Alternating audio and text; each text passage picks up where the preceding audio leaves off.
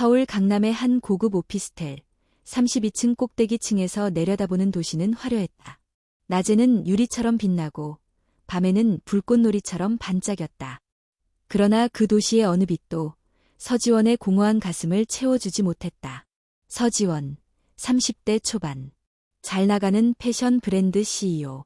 미디어에서 강남의 신데렐라라 불리우지만 누구보다 차갑고 고요한 얼굴을 가진 여자였다. 회사를 세우고 성공을 일궈냈지만 매일 밤 그녀는 침실 서랍 깊숙이 숨겨둔 작은 벨벳 상자를 꺼내 조용히 들여다보곤 했다. 그 안에는 오래된 은반지 한 쌍과 낡은 사진 한 장, 젊은 그녀가 웃고 있는 모습, 그 옆엔 다정하게 어깨를 감싼 한 남자. 강도진. 그녀가 단 한 번 사랑했던 남자. 그리고 영영 잃어버렸다고 믿었던 사람. 7년 전, 지원은 대학 졸업을 앞두고 도진을 만났다. 그는 건설 현장에서 일하는 청년이었고, 그녀는 명문가 출신의 유학 준비생. 세상은 두 사람의 사랑을 허락하지 않았다. 특히 그녀의 어머니, 최혜정. 서울대 출신의 유명한 병원장 출신으로 가족의 명예와 체면을 인생의 전부라 믿는 사람이었다. 도진과의 관계를 알게 된 어머니는 분노했고 곧바로 지원을 유학길에 올렸다. 그리고 그녀의 손에 한 통의 편지를 쥐어줬다. 도진이 썼다고 주장한 이별 편지. 넌 너무 과분한 사람이야. 난 다른 여자가 생겼어. 지원은 믿을 수 없었지만 배 속의 아이와 모든 현실을 감당할 용기가 없었다. 프랑스 파리. 차가운 병실에서 그녀는 아이를 낳았다. 그러나 어머니는 출산 직후 아기는 호흡곤란으로 죽었다고 통보했다. 아이의 얼굴도 제대로 보지 못한 채 지원은 영문도 모른 채 빈손으로 남겨졌다. 그녀는 울지도 못했다. 심장이 무너졌지만 감정도 함께 마비되었다. 그 이후 그녀는 오직 일에만 몰두했다. 사랑도, 결혼도, 아이도 모두 잊었다. 그러나 그녀가 모르는 진실이 있었다.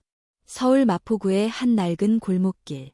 낡은 철제 계단을 올라가면 나오는 작은 방. 그곳에서 강도진은 6살 난 딸 하은과 함께 살고 있었다. 도진은 지원과 헤어진 후 그녀의 어머니로부터 충격적인 연락을 받았다. 지원은 너를 떠났다. 아이는 내가 책임져라. 그것이 전부였다.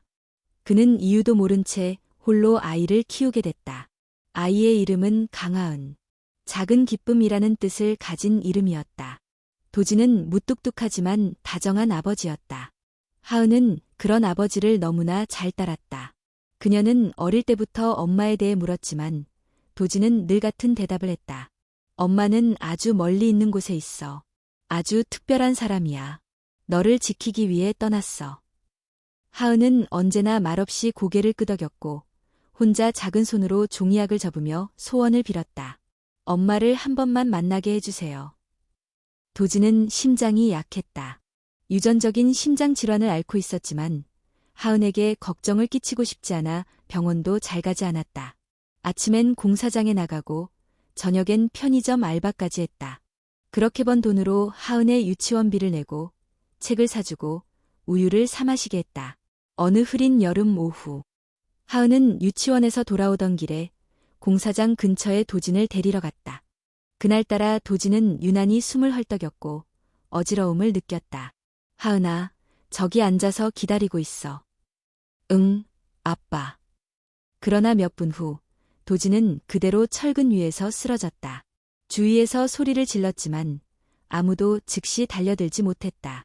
하은은 뛰어가서 아버지의 손을 붙잡고 울부짖었다. 제발 도와주세요. 우리 아빠 좀 살려주세요. 아저씨, 아줌마, 아무나요. 비가 내리고 있었다. 사람들은 당황했고 일부는 핸드폰을 꺼내 들었다. SNS에 올라온 짧은 영상. 한 아이가 비를 맞으며 무릎을 꿇고 눈물을 흘리며 외친다. 그 장면이 순식간에 전국을 울렸다. 그리고 그 순간 고급 승용차 한 대가 조용히 멈춰섰다. 문이 열리고 우산을 든 여성이 내렸다. 서지원. 그녀는 아이의 얼굴을 보고 숨이 멎는 듯했다. 그 눈동자, 그 입술, 그리고 너무나 닮은 자신의 옛 모습. 그리고 그녀의 시선이 도진에게 닿았을 때 7년 전 마지막으로 봤던 그 얼굴. 더 수척하고 피곤해졌지만 변하지 않은 그 이마의 흉터. 그녀는 무릎이 풀릴 뻔했다. 지원은 아무 말 없이 아이와 남자를 차에 태웠다. 병원으로 향하는 길, 손에 쥐어진 건 젖은 종이 한 장. 그 안에는 오래된 사진 한 장. 도진과 그녀의 결혼 사진. 지원의 두 눈에서 처음으로 눈물이 흘러내렸다. 그녀가 잃었다고 믿었던 모든 것이 살아있었다. 그리고 이제 그녀는 다시 선택해야 했다. 지켜보며 살아갈 것인가? 아니면 진실을 마주하고 모든 걸 되찾을 것인가? 서지원은 서울대병원 응급실 앞에 서 있었다. 하은은 그녀의 손을 꼭 붙잡고 있었다. 작은 손이지만 그 온기엔 떨림과 두려움이 가득했다. 도진은 의식을 잃은 채 침대에 실려 들어갔고 의료진은 빠르게 응급처치를 시작했다. 환자는 심장 기능 저하가 심각합니다. 응급수술이 필요할 수 있어요. 의사의 말은 냉정하고 단호했다. 지원은 멍한 얼굴로 고개를 끄덕였다. 이 상황이 현실인지 꿈인지 분간되지 않았다. 그녀의 뇌리는 계속 같은 장면을 반복 재생했다. 하은의 눈, 도진의 얼굴, 그리고 사진 속 두 사람. 하은은 그녀 옆에 앉아 가방에서 조심스럽게 작은 상자를 꺼냈다. 오래된 종이 상자였다. 하은은 말없이 뚜껑을 열고 안에서 구겨진 사진 한 장을 꺼냈다. 이거 우리 엄마랑 아빠래요. 아빠가 몰래 간직했어요. 지원은 사진을 받아들었다. 그것은 7년 전 도진과 함께 찍은 사진이었다. 산 스튜디오에서 찍은 웨딩 사진. 순백의 원피스에 헬멧을 벗은 도진의 수줍은 얼굴. 그때는 참 많이 웃었고 많이 사랑했다. 그녀는 숨이 멎는 듯했다. 이건 어떻게? 아빠가 매일 밤 보고 자요. 엄마가 보고 싶을 때마다. 하은은 그렇게 말하며 눈을 끔뻑였다. 근데 엄마는 어디 갔을까? 항상 생각했어요. 왜 하늘나라로 가버렸는지. 지원은 순간 말문이 막혔다. 어떻게 설명해야 할까? 자신이 하은의 엄마라는 사실을. 아니면 왜 지금껏 그녀 곁에 없었는지? 그녀는 한참을 말없이 앉아 있다가 조용히 물었다. 하은아, 혹시 엄마를 만난다면 뭐라고 말하고 싶어? 보고 싶었어요. 라고 말할 거예요. 엄마가 나를 안아줬으면 좋겠어요. 순수한 대답의 지원은 더 이상 버틸 수 없었다. 눈물이 뺨을 타고 흘러내렸다. 그녀는 아이를 안았다. 강하게, 깊게. 처음이자 너무 늦은 포옹이었다. 며칠 뒤 도진은 중환자실에서 일반 병실로 옮겨졌다. 의식은 돌아왔지만 몸은 여전히 약했다. 의료진은 정밀 검사를 권했다. 심장이 예상보다 더 많이 약해져 있었다. 그날 오후 지원은 조용히 병실 문을 열었다.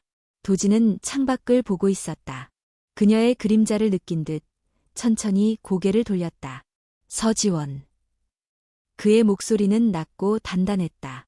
하지만 그 안엔 오래된 감정들이 켜켜이 쌓여 있었다. 너, 여기서 뭐 하는 거지? 지원은 조용히 걸어와 그의 앞에 섰다.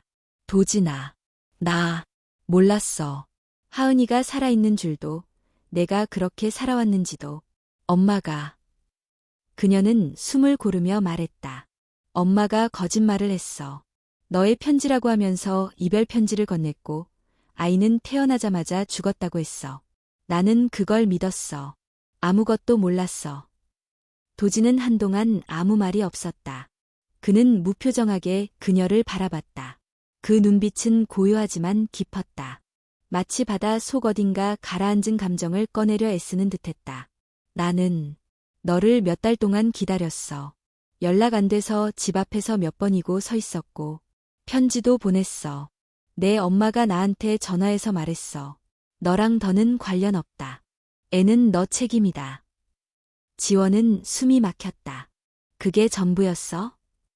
그래. 그리고 나는 아이를 키웠어. 일하면서, 병 숨기면서. 나는 그렇게 살았어. 너는 어디서 뭐 하며 살았니? 그의 말엔 원망도, 비난도 없었다. 하지만 그것이 더 잔인했다. 지원은 무너질 듯 흔들렸다. 하지만 그녀는 도망치지 않기로 결심했다. 내가 다 설명할게. 그리고 하은이 곁에 있게 해줘. 그 아이는 나의 전부야. 비록 지난 시간을 잃었지만 지금이라도 다시 시작하고 싶어. 도진은 눈을 감았다. 고요한 침묵. 그리고 마침내 조용히 입을 열었다. 하은이는 내가 누군지 몰라. 지금은 도와준 예쁜 이모일 뿐이야. 만약 내가 진짜 엄마라면 그 사실을 말해주고 나서 그 아이가 상처받지 않도록 해줘. 그 말은 허락도 아니었고 거절도 아니었다. 그저 현실적인 경고였다. 하지만 그 안에는 그만의 배려가 있었다. 그날 밤 지원은 병실에 남았다.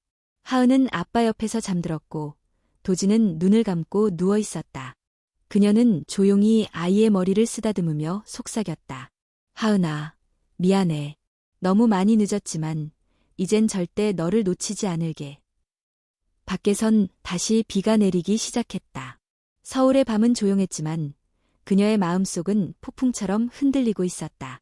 다음 날 병실에 한 여인이 나타났다.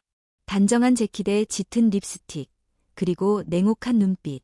최혜정, 지원의 어머니. 도대체 이게 무슨 꼴이니, 지원아? 지원은 천천히 돌아섰다. 이제 그녀는 진짜 싸움을 시작할 준비가 되어 있었다. 병실의 공기는 단단히 얼어붙어 있었다. 최혜정은 단정하게 다리미로 눌러진 코트를 벗지도 않은 채 서지원과 강도진을 번갈아 쏘아보았다. 그녀의 눈빛에는 부정할 수 없는 권위와 두려움이 섞여 있었다. 지원아, 내가 또 이런 짓을 할 줄은 몰랐다. 내가 누구야? 이제 와서 이런 남자 옆에서 뭐 하겠다는 거니? 지원은 고개를 들었다. 어머니의 냉혹한 음성이 더 이상 그녀를 위축시키지 않았다. 이건 짓이 아니에요. 엄마, 제 인생이에요. 그리고 저 아이, 하은이는 제 딸이에요. 최혜정의 얼굴이 굳어졌다. 그 아이는 내 딸이 아니야. 그 말은 날카로운 칼날처럼 방안을 갈랐다. 도진이 몸을 일으키려다 가슴을 움켜쥐며 숨을 고르자 하은이 놀랐겠다. 작은 손이 아버지의 팔을 붙잡았다. 엄마, 하은의 눈이 지원을 향했다. 순간 지원의 눈물이 터질 듯 흔들렸다. 하은아, 괜찮아. 엄마가 여기 있어. 하지만 최혜정의 목소리가 그 말을 덮었다. 그만해. 내가 무슨 엄마야? 그 아이는 내 친딸이 아니야. 너는 몰라도 돼. 하지만 나는 알아. 그 아이는 출산 직후에 바꿔치기 된 애야. 지원은 숨이 막혔다. 무슨 말이에요, 엄마? 그때 너는 정신이 없었잖아. 프랑스 병원에서 아이가 죽었다고 하면 내가 다시는 그 남자에게 돌아가지 않을 거라 생각했어. 그래서 난 그랬다. 널 위해서. 저를 위해서요? 지원의 목소리가 높아졌다. 엄마가 제 인생을 짓밟았어요. 제 사랑을, 제 아이를 다 빼앗았어요. 내가 모르는 게 낫다고 생각했어. 너는 성공했잖아. 이런 남자와 이런 아이 옆에서 평생 고생했을 거야. 난 그걸 막고 싶었어. 지원은 믿을 수 없다는 듯 웃었다. 그게 엄마의 사랑이에요? 거짓말로 만든 성공이 무슨 의미가 있나요?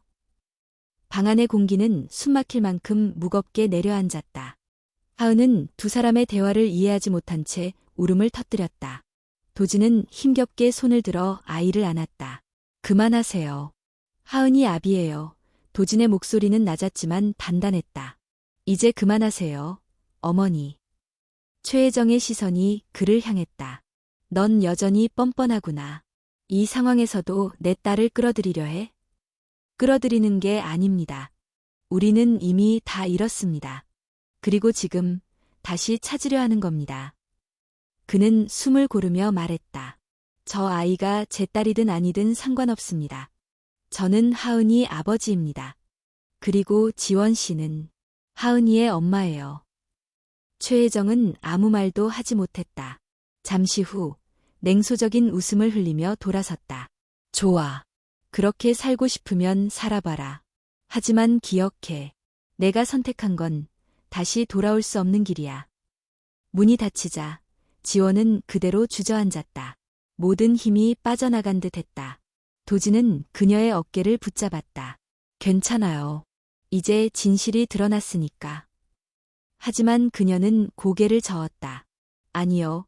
엄마가 무슨 짓을 했는지 확인해야 해요. 하은이가 정말 제 친딸인지 그걸 알아야 해요. 그날 밤 지원은 혼자 병원 기록실을 찾아갔다. 오래된 의료 기록과 서류들을 뒤졌다. 출산일, 병원 이름, 담당 간호사 이름. 그리고 마침내 한 장의 문서가 눈에 들어왔다. 출생 신고서, 어린이 이름, 강하은, 출산자, 서지원, 담당의 최혜정.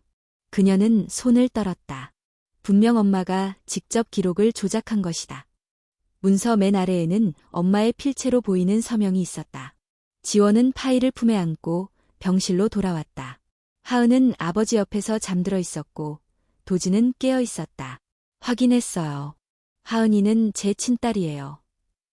그녀는 낮은 목소리로 말했다. 엄마가 직접 출산 기록을 조작했어요.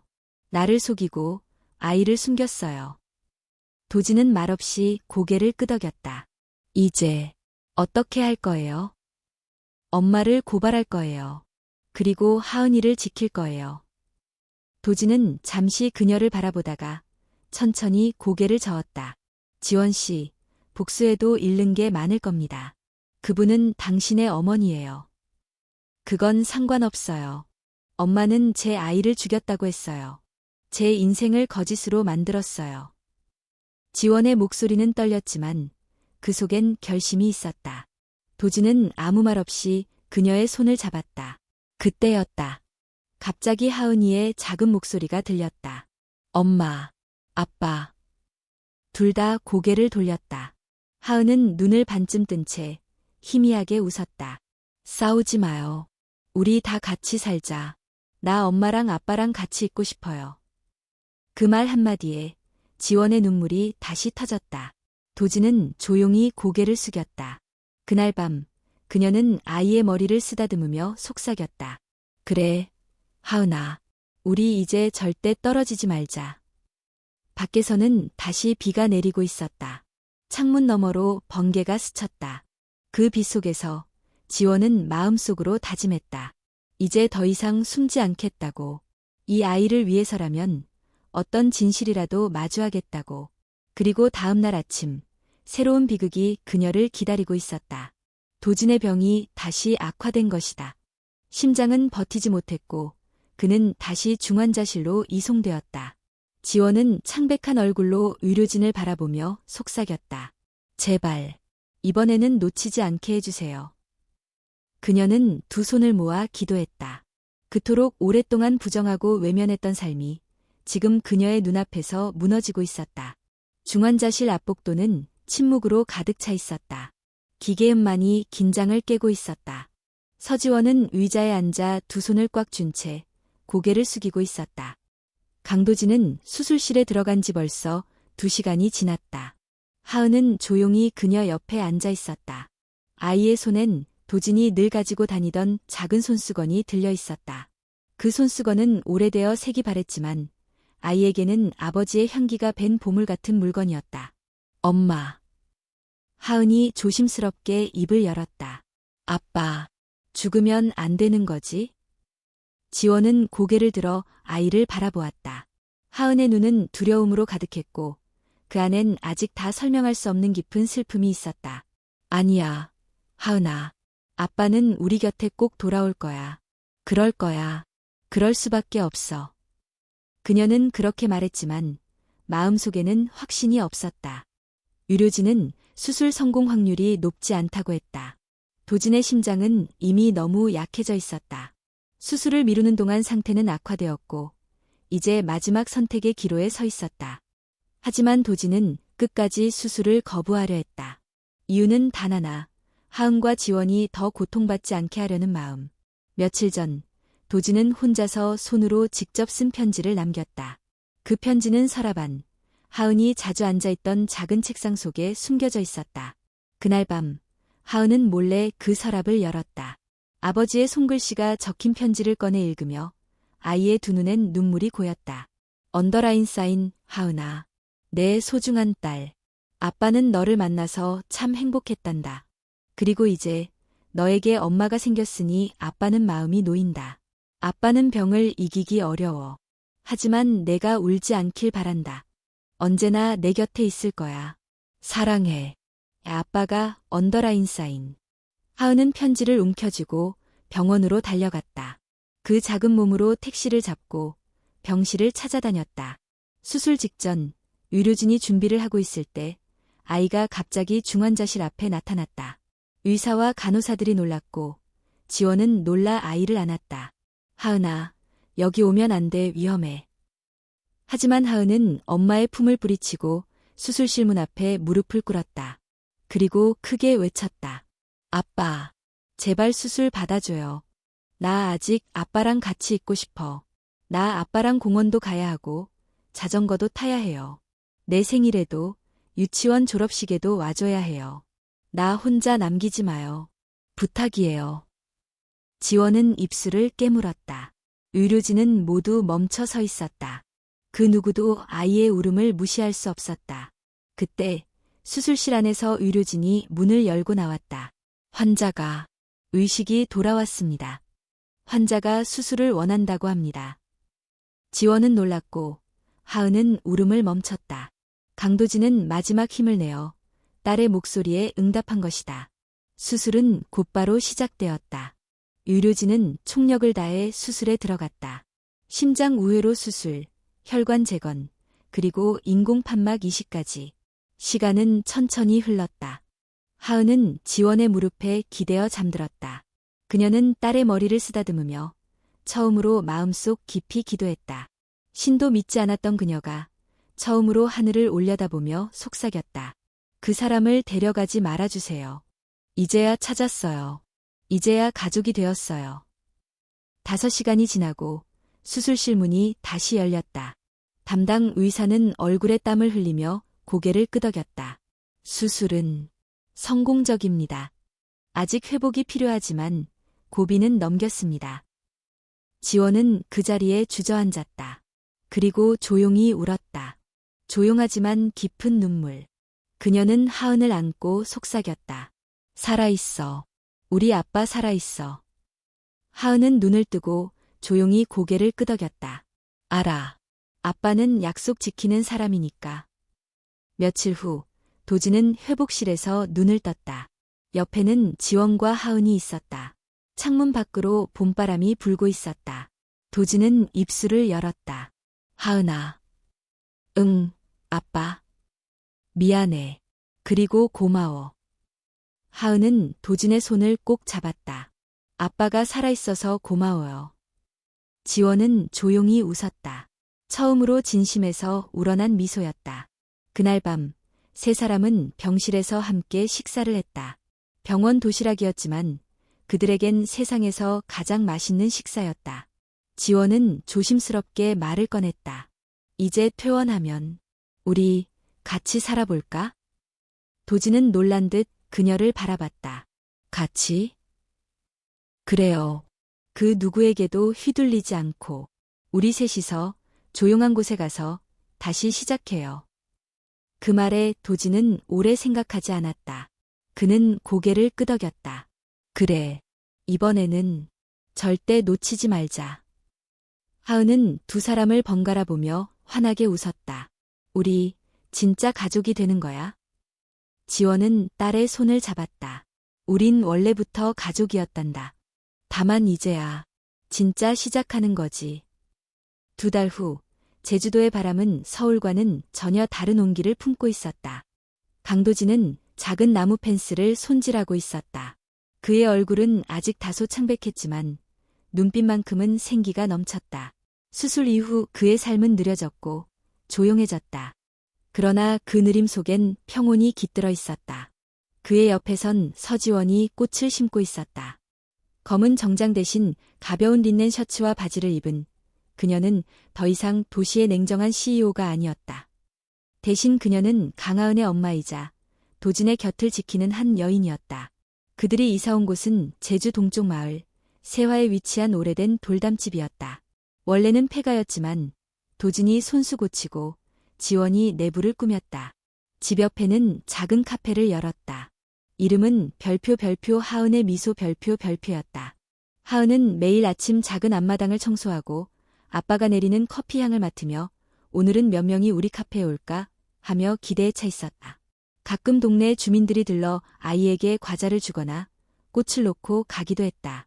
마을 사람들은 그들의 사연을 정확히 알진 못했지만 이 젊은 가족에게선 무언가 따뜻한 것이 느껴졌다. 어느 날 오후 봄 햇살이 카페 안을 가득 채운 시간. 지원은 조심스레 도진의 손을 잡고 말했다. 우리 곧 하나 더 생길 거야. 도진은 깜짝 놀라 그녀를 바라봤다. 그녀는 살짝 웃으며 손으로 아랫배를 가리켰다. 병원에서 오늘 확인했어. 8주째래. 도진은 한동안 말이 없었다. 그저 그녀의 손을 덥석 잡고 이마를 맞댔다. 그리고는 조용히 말했다. 고마워. 다시 한번 내게 가족을 선물해줘서. 지원의 눈가에 눈물이 고였다. 그것은 아픔도 미련도 아닌 오직 감동과 감사의 눈물이었다. 그날 밤 하은은 엄마 옆에서 자며 속삭였다. 엄마, 진짜 아기 생긴 거야? 응, 그렇단다. 그럼 난 누나 되는 거네? 그래, 이제 너는 누나야. 그럼 이름은 내가 지을래. 하은은 그렇게 말하며 행복하게 웃었다. 몇 주 뒤 서울에서 익숙한 소포 하나가 제주로 배달되었다. 발신인은 적혀있지 않았고 주소도 정성스러운 필체였다. 지원은 조심스럽게 상자를 열었다. 안에는 오래된 곰인형 하나와 함께 손편지 한 장이 들어있었다. 언더라인 사인 지원아. 내가 이 편지를 읽고 있다면 그건 내가 너무 늦었다는 뜻일지도 모르겠구나. 미안하다. 너에게서 너무 많은 걸 빼앗았다. 그 아이는 내 딸이었다. 그리고 도진은 결코 널 버리지 않았다. 나는 내 방식대로 널 지키려 했지만 결국 너를 더 아프게 했구나. 지금 너의 선택이 행복하길 바란다. 언젠가 용서받을 수 있다면 그날을 기다릴게. 엄마 언더라인 사인. 지원은 편지를 조용히 접어 상자 안에 넣었다. 그녀는 아무 말 없이 카페 뒤편에 있는 작은 창고 안, 추억을 담은 상자들 옆에 그것을 조심스럽게 두었다. 용서는 아직 오지 않았지만 미움도 서서히 잊혀지고 있었다. 여름이 가까워질 무렵 도진과 지원은 하은의 유치원 발표회에 참석했다. 무대 위에서 아이는 자신 있게 노래를 부르며 마지막에 이렇게 외쳤다. 제일 사랑하는 사람은 우리 엄마, 아빠예요. 관객석에서 박수가 터졌다. 도진은 하은의 손을 흔들었고 지원은 눈가를 닦았다. 행사가 끝난 뒤 가족 셋은 손을 잡고 해변을 걸었다. 해질녘 붉은 햇살이 셋의 그림자를 길게 느렸다. 하은아, 도진이 물었다. 응. 너의 가장 큰 꿈은 뭐야? 하은은 잠시 생각하다가 웃으며 말했다.